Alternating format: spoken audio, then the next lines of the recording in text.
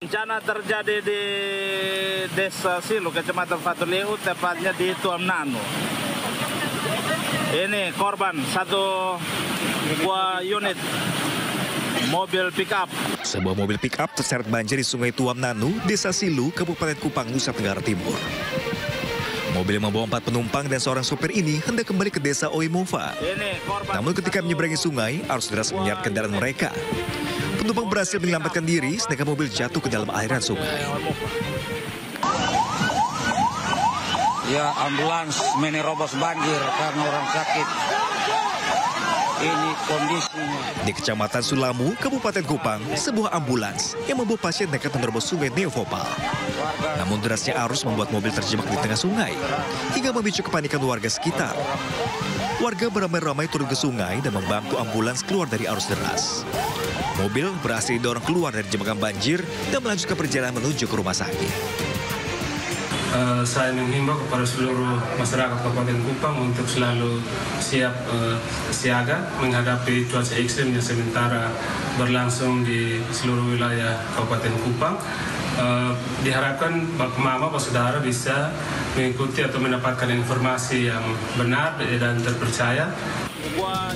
Berdasarkan informasi BMKG, wilayah Kupang dalam beberapa hari ke depan akan mengalami cuaca ekstrim, hujan, serta petir dan angin kencang. Selain itu, masyarakat diimbau agar berhati-hati terhadap potensi angin kencang.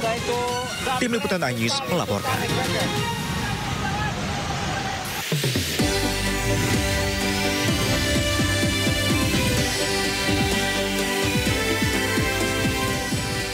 Kejagung menyita sejumlah barang bukti berupa 5 dus dokumen hingga belasan ponsel saat menggeledah kantor Ditjen Migas Kementerian ESDM.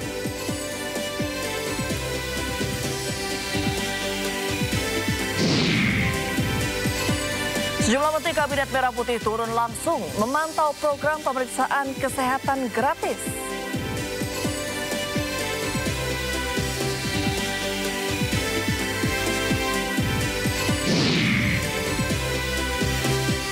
Prabowo akan tindak tegas koruptor dan tidak ada yang kebal hukum.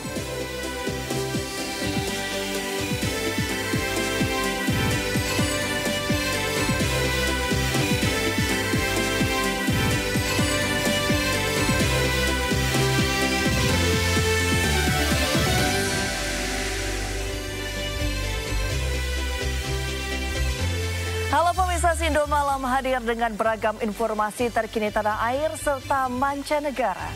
Bersama saya Rini Arumsari, inilah Sindo Malam selengkapnya.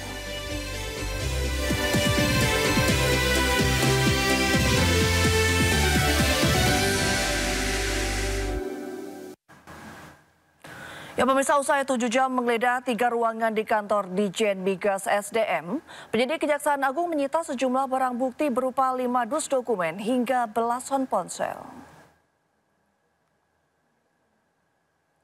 Kabus Penkum Kejagung Harli Siregar mengatakan penggeledahan ini terkait kasus dugaan korupsi tata kelola minyak mentah dan produksi kilang PT Pertamina, subholding, dan kontraktor-kontrak kerjasama tahun 2018 hingga 2023. Penggeledahan dilakukan sejak jam 11 pagi hingga jam 6 sore. Penyidik juga menyita sebuah laptop dan 4 soft file. Kejagung menyita barang-barang tersebut berdasarkan surat perintah penyitaan nomor 23 dari Direktur Penyidikan. Dalam perkara ini tentu juga terkait dengan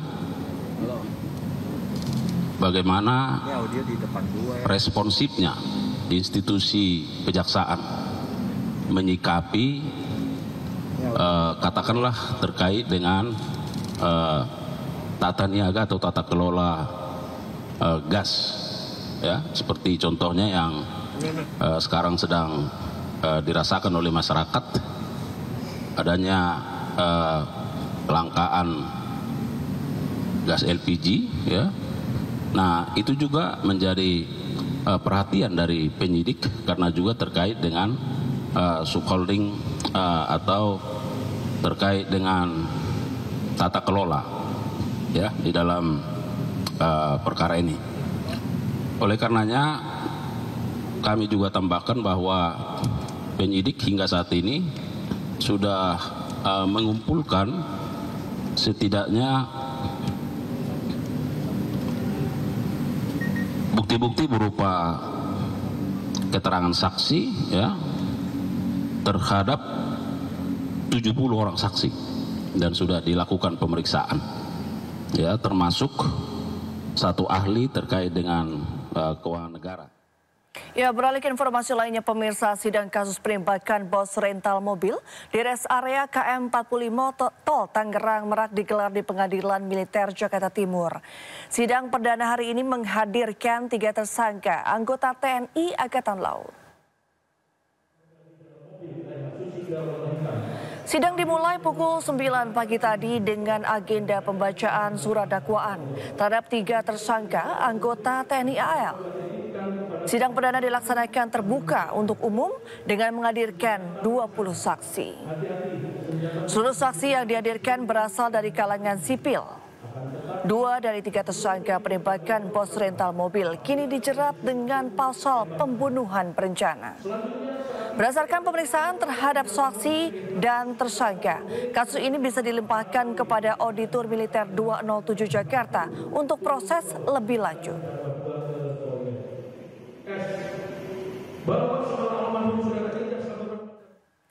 Ya, sebelumnya pemirsa, penembakan terhadap bos mobil rental terjadi pada 2 Januari lalu di rest area kilometer 45 Tol Tangerang Merak, Banten. Polisi memastikan peristiwa ini berkaitan dengan bisnis rental kendaraan. Maling mobil!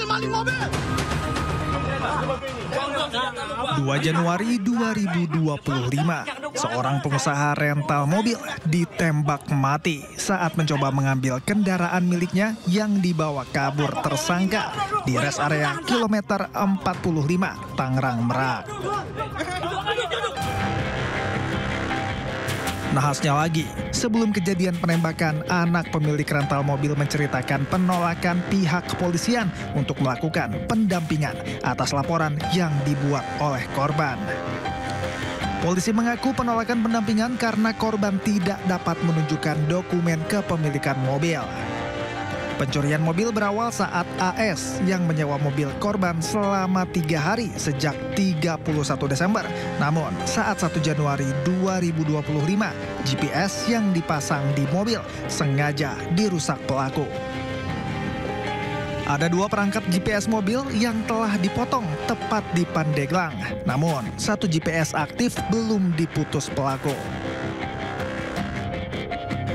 Korban lakukan penelusuran hingga berpapasan dengan mobil miliknya dan situasi pun berubah tegang saat pelaku mengaku sebagai TNI Angkatan Laut mengancam sambil mengeluarkan senjata api. Merasa terancam, anak korban meminta pendampingan dari Polsek Cinangka Anyer, namun ditolak kepolisian dengan alasan saat pelaporan korban tidak membawa surat-surat penting kepemilikan mobil yang sah. Nah, inisiatiflah kita minta tolong ke polsek terdekat. Pada saat itu polsek yang terdekat Polsek Cinangka. Nah, kita mampirlah ke Polsek Cinangka itu. Kita menceritakan kejadian ini dan kita bilang kita pemilik mobil, rental mobil, bukan leasing mobil. Tapi si polsek ini salah menduga, katanya saya dari leasing, padahal saya udah bilang dari awal. Saat itu ketika dikonfirmasi, yang bersangkutan menyatakan bahwa itu dari leasing, sementara kawannya lagi menyatakan bahwa itu dari rental. Bermaksud untuk meminta pendampingan untuk melakukan penarikan 1 unit kendaraan mobil di Cinangka. Menurut keterangan dari yang bersangkutan bahwa pada saat itu mobil itu sempat diikutin dari Pandeglang muter sampai ke arah Cilegon sehingga melintaslah di wilayah kita. Namun pada saat yang bersangkutan meminta untuk pendampingan dari personel kita, ya tentunya personel kita yang paling utama adalah menanyakan legalitas ataupun identitas daripada kendaraan yang akan ditarik itu. Kemudian dalam masalahnya masalah apa? Pengejaran kembali terjadi hingga ke area tol Tangerang Merak kilometer 45. Pelaku menembak korban Ilyas Abdurrahman di dalam minimarket. Korban tewas terkena tembakan di bagian dada dan tangan kiri. Tim Liputan iNews melaporkan. Ya, kita beralih ke informasi lain. Pemirsa, mantan pejabat Mahkamah Agung Zarof Richard menjalani sidang perdana dalam kasus suap vonis bebas terdakwa Ronald Tanur di Pengadilan Negeri Jakarta Pusat.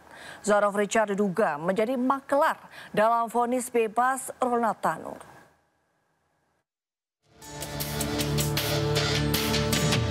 Pengadilan Negeri Jakarta Pusat hari ini menggelar sidang perdana terhadap Zarof Richard.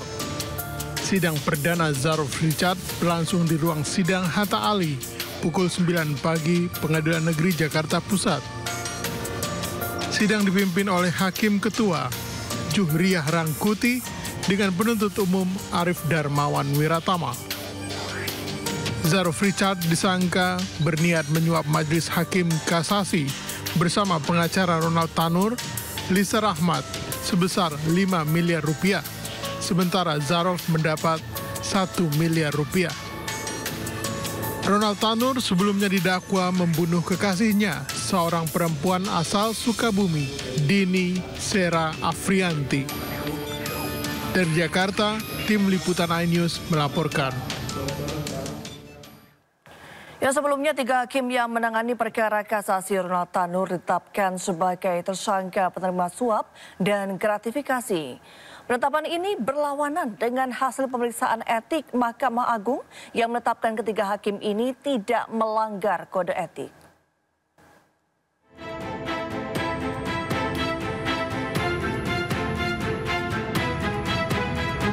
Pasca vonis bebas Ronald Tanur, Kejaksaan Agung menetapkan 3 hakim yang menangani perkara ini, yakni Erintuah Damanik, Mangapul, dan Heru Hanindyo sebagai penerima suap dan gratifikasi dalam vonis bebas Ronald Tanur. Total ada 6 orang yang ditetapkan sebagai tersangka atas kasus dugaan gratifikasi putusan bebas Ronald Tanur di Pengadilan Negeri Surabaya. Mereka adalah 3 majelis hakim yang memutus perkara, mantan pejabat MA Zarof Richard, ibu, serta pengacara Ronald Tanur. Dari penangkapan makelar kasus sekaligus mantan pejabat Mahkamah Agung Zarof Richard, diduga ada pemufakatan jahat untuk menyuap Majelis Hakim Kasasi perkara Ronald sebesar 5 miliar rupiah agar putusannya menguatkan vonis bebas Majelis Hakim Pengadilan Negeri Surabaya. Temuan Kejaksaan Agung berbanding terbalik dengan putusan Mahkamah Agung yang menyatakan ketiga hakim tersebut tidak melanggar kode etik. Tim pemeriksa Mahkamah Agung menilai tidak ada pelanggaran etik oleh Majelis Hakim Agung yang memutus perkara kasasi Gregorius Ronald Tanur. MA menggelar pemeriksaan tersebut pasca sorotan tajam terhadap putusan kasasi perkara yang membebaskan Ronald Tanur. Memeriksa para saksi, para terkait dan terlapor, serta dokumen-dokumen yang relevan. Dari pemeriksaan tidak ditemukan pelanggaran KEPPH yang dilakukan oleh Majelis Kasasi perkara nomor 1466 Kapit 2024 sehingga kasus dinyatakan ditutup. Sebelumnya Gregorius Ronald Tanur divonis bebas oleh Majelis Hakim Pengadilan Negeri Surabaya pada Juli 2024 dalam kasus penganiayaan hingga mengakibatkan meninggal dunia terhadap kekasihnya Dini Sera Afrianti. Tim Liputan iNews melaporkan. Ya, pemirsa, sidang pra-peradilan atas penetapan tersangka Sekjen PDI Perjuangan Hasto Kristianto masih bergulir di Pengadilan Negeri Jakarta Selatan. Putusan sidang akan dibacakan Majelis Hakim pada Kamis 13 Februari mendatang.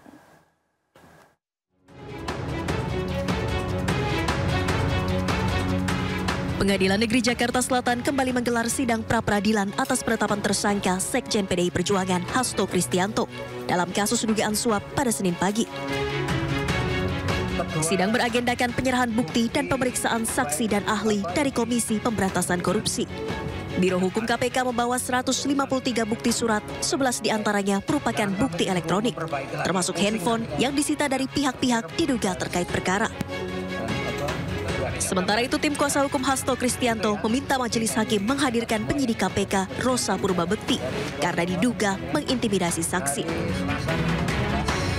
Kami tadi menunggu ya dari majelis hakim, tentunya sebelumnya kami sudah sampaikan adanya intimidasi dari penyidik bernama Rosa Purbabekti kepada saksi fakta yang kemarin sudah diperiksa di persidangan, dan ada juga yang menawarkan uang sebesar 2 miliar. Tentunya kita minta kepada hakim agar dihadirkan supaya ini menjadi terang. Kalau perlu dihadirkan juga CCTV-nya, karena intimidasi ini tidak dibenarkan secara hukum. Selanjutnya, penentuan gugur tidaknya status Hasto sebagai tersangka dalam kasus dugaan suap yang ditetapkan KPK akan diputus Majelis Hakim Pengadilan Negeri Jakarta Selatan pada Kamis 13 Februari 2025 mendatang. Dari Jakarta, Tim Liputan iNews melaporkan. Ya, sebelumnya pemirsa, Hasto Kristianto ditetapkan KPK sebagai tersangka dalam kasus suap dan perintangan penyidikan perkara yang menjerat Harun Masiku. KPK mengklaim yakin bahwa Hasto memerintahkan Harun melarikan diri saat OTT KPK pada 2020 silam.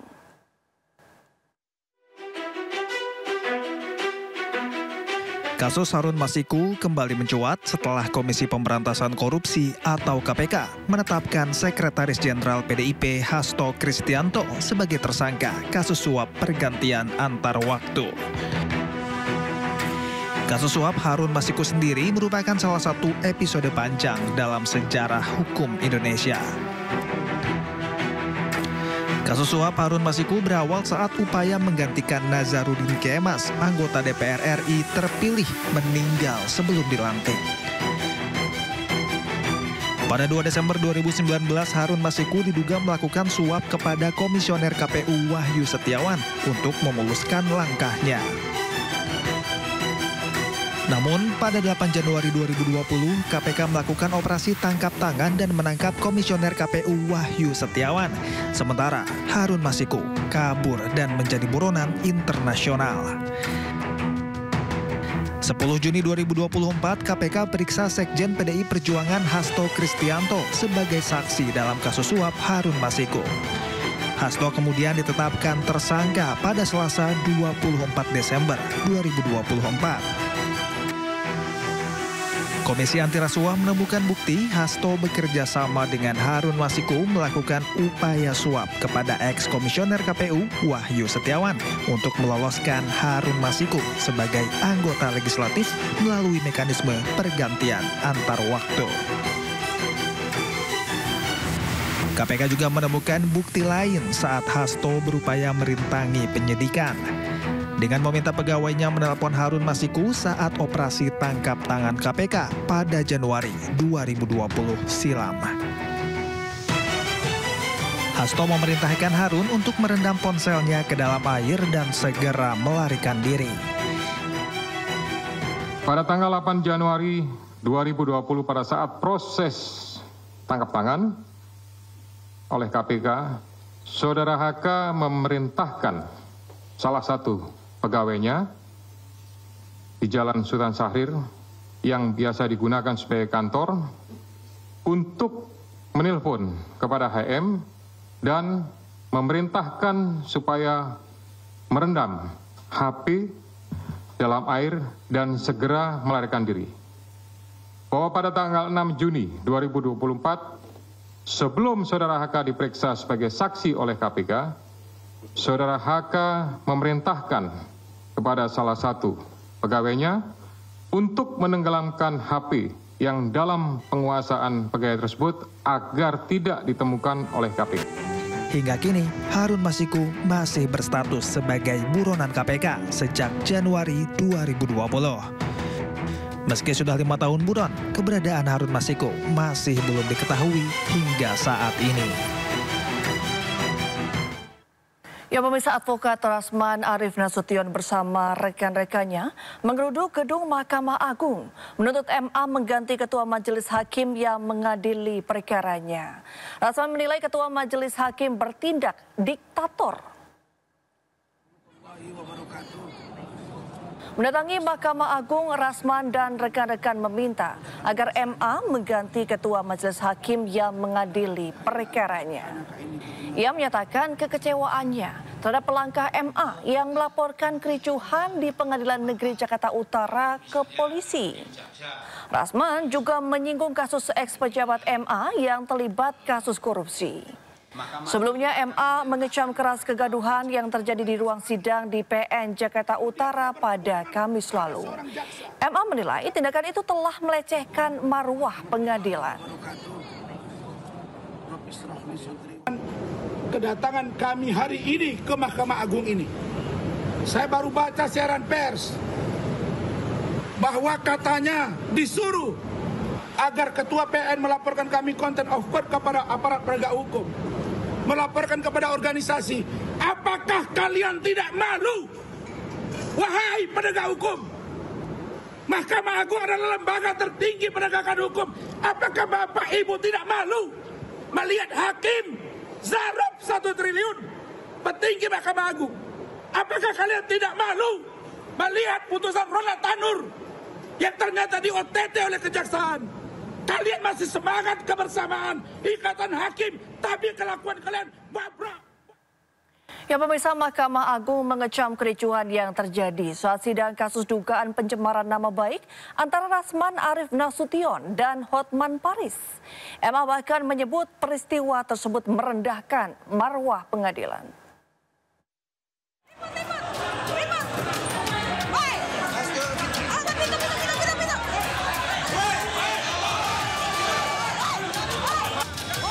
Kegaduhan terjadi hingga ada pengacara naik meja di Pengadilan Negeri Jakarta Utara saat sidang pencemaran nama baik dengan terdakwa Rasman Arif Nasution dan saksi Hotman Paris Hutapea. Peristiwa ini akhirnya sampai di Mahkamah Agung. Mahkamah Agung menegaskan oknum pengacara pembuat kegaduhan di persidangan harus ditindak tegas karena dinilai merendahkan marwah pengadilan atau contempt of court. Mahkamah Agung akan memerintahkan kepada Ketua Pengadilan Negeri Jakarta Utara untuk melaporkan kejadian contempt of court tersebut kepada aparat penegak hukum dan sekaligus melaporkan oknum advokat tersebut kepada organisasi yang menaunginya dengan permintaan agar oknum tersebut ditindak tegas atas pelanggaran etik yang dilakukan. Tidak hanya sampai di situ, Mahkamah Agung juga menyoroti tim kuasa hukum Rasman Arif Nasution yang menolak keputusan majelis hakim sidang digelar tertutup. Tolong yang mulia. Iya, kenapa? Ini seharusnya tidak ada yang harus tertutup untuk umum, yang mulia. Karena chattingan ini sudah beredar di mana-mana dan saudara Hotman ini sudah bicara di mana-mana. Dan kasus Vina Eki juga ada kaitannya dengan pelecehan seksual, bahkan dibunuh. Tolong yang adil, yang mulia. Kami minta supaya media meliput secara live, yang mulia.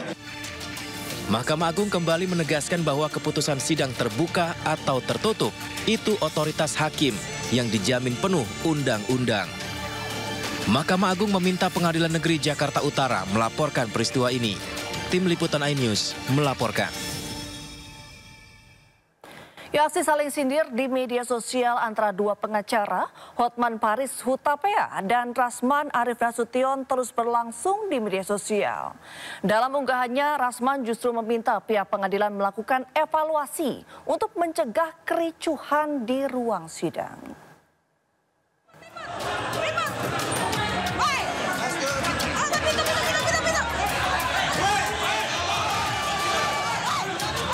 Pengacara sekaligus terdakwa kasus pencemaran nama baik Rasman Arif Nasution mengunggah video kericuhan di Pengadilan Negeri Jakarta Utara di akun Instagram pribadinya.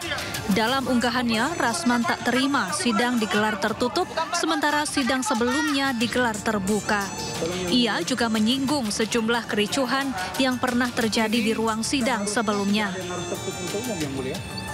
Karena chattingan ini sudah beredar. Rasman justru menyalahkan pihak pengadilan dan meminta Mahkamah Agung agar mengevaluasi jalannya setiap persidangan, sehingga tak akan ada lagi kericuhan di ruang sidang. Kenapa saya bilang sedikit kericuhan? Tidak ada barang yang rusak, tidak ada kepala yang bonyok, tidak ada darah yang mengalir, koyak dan lain sebagainya. Apalagi menyentuh hakim. Sama sekali seluruh tim hukum termasuk saya tidak ada menyentuh yang namanya fisik hakim. Yang ada justru saya didorong. Dan kalau mau jujur, buka CCTV-nya, saya justru teraniaya bukan saja oleh dua orang yang berbaju batik, tapi justru oleh mitra kami. Ini seharusnya tidak ada. Sementara Hotman Paris Hutapea yang bersitegang dengan Rasman di ruang sidang menyindir Rasman di video yang ia unggah di akun Instagram pribadi. Halo para pengacara muda, Anda mau sukses? Anda mau punya klien 1000 naga, punya klien di seluruh kota dan di luar negeri? Caranya jangan ikutin perilaku oknum pengacara seperti kejadian di Pengadilan Negeri Jakarta Utara tanggal 6 Februari. Pengusaha tidak suka seperti itu. Pengusaha tidak suka gaya seperti itu. Mereka mau pengacara yang elegan.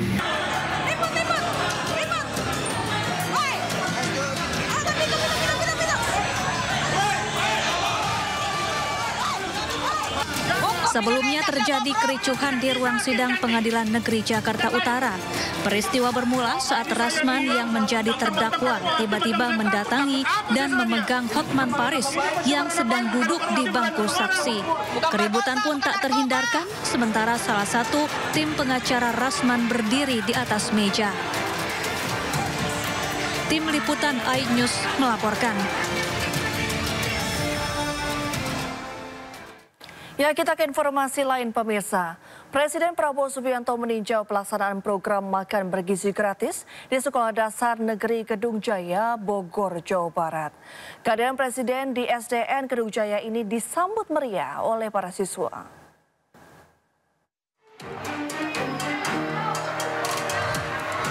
Presiden Republik Indonesia Prabowo Subianto meninjau pelaksanaan program makan bergizi gratis di Sekolah Dasar Negeri Kedung Jaya 1 dan 2, Kota Bogor, Jawa Barat, Senin pagi. Kedatangan Prabowo disambut antusias para siswa dan guru di sekolah tersebut. Ini merupakan agenda kunjungan dadakan atau sidak yang dilakukan Prabowo untuk melihat langsung pelaksanaan makan bergizi gratis di sekolah-sekolah.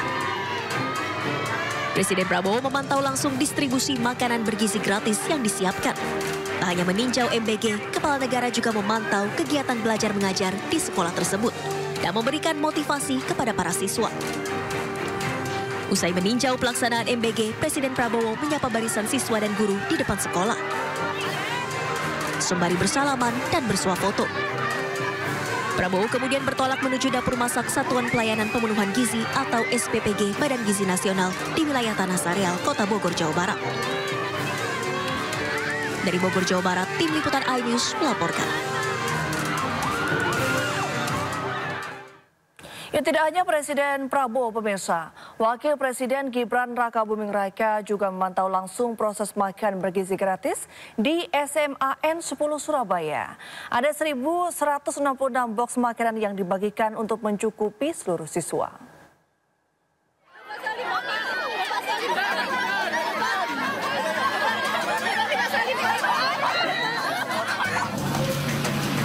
Wakil Presiden Gibran Rakabuming Raka dengan didampingi sejumlah pejabat pemerintah Provinsi Jawa Timur mengunjungi SMA Negeri 10 Surabaya hari ini. Wakil Presiden melakukan pemeriksaan makan bergizi gratis. Kali ini makan yang disediakan sebanyak 1.166 paks untuk mencukupi seluruh siswa di sekolah ini. Wakil Presiden Gibran memasuki setiap kelas untuk menyapa langsung para murid dan guru, serta melihat proses pembagian makan bergizi gratis. Para murid mengaku menu makan saat ini sudah semakin enak. Menunya beda dari kemarin, lebih enak dari kemarin.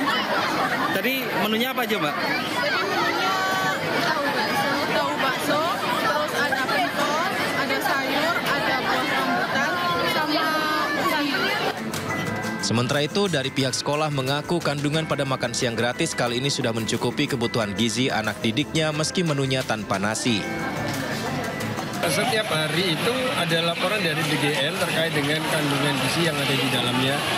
Jadi misalnya karbohidratnya hari ini berapa kalori, lemaknya berapa kalori, itu semua ada. Setelah meninjau makan siang gratis, Wakil Presiden Gibran menghadiri pembukaan Kongres Muslimat NU di Surabaya. Dari Surabaya, Rahmat Ilyasan, iNews melaporkan. Ya, pemirsa, program pemeriksaan kesehatan gratis dimulai hari ini. Jumlah Menteri Kabinet Merah Putih turun langsung memantau jalannya program. Menko Bidang Infrastruktur dan Pembangunan Kewilayahan Agus Harimurti Yudhoyono memantau kick-off program cek kesehatan gratis di Puskesmas BJ Depok. Warga yang telah dewasa maupun anak-anak yang berulang tahun hari ini bisa mengecek kesehatan secara gratis. AHY mengatakan program ini merupakan amanah dan bukan hanya janji kampanye.